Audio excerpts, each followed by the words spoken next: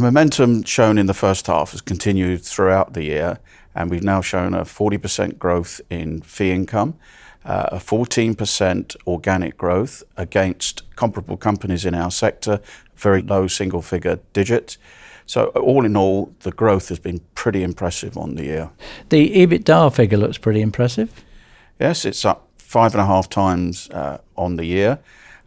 This reflects a sharp reduction in the exceptional costs, in particular startup costs, because none of our subsidiaries now are generating losses, so that's quite encouraging. And at the same time, obviously, that's had an impact on the cash, and operational cash is positive for the first time in our history at 1.3 against a pretty exceptional negative 3.4 the previous year. And talking specifically about the divisions, what about the performance of the communications division? Well, the communications division is our biggest division by far, Newgate. All around the world we have traded really well. Australasia and Asia Pacific has been fantastic.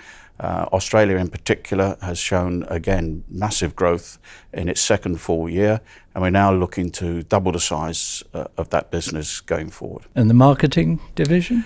Marketing has been tougher. Whilst they've put on quite a lot of new business, they've developed their biggest client. In fact, it's the biggest client in the group, which is BNY Mellon.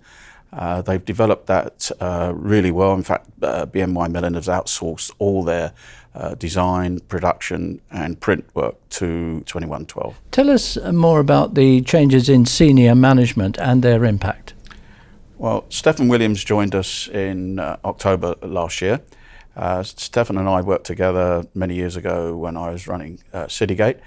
Stephen was brought in to improve the quality of the recruitment and improve the quality of our client base. He's done that exceptionally well.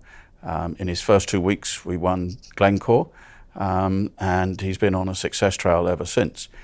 In terms of personnel, he's attracted Gavin Devine, who's joining us on the 1st of June.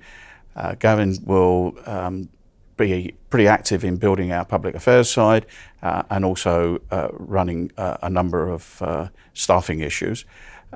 In addition to that, we will be recruiting 2 or 3 people very quickly and maybe a few more by the end of this year. And what's the outlook for the rest of 2016 and into 2017?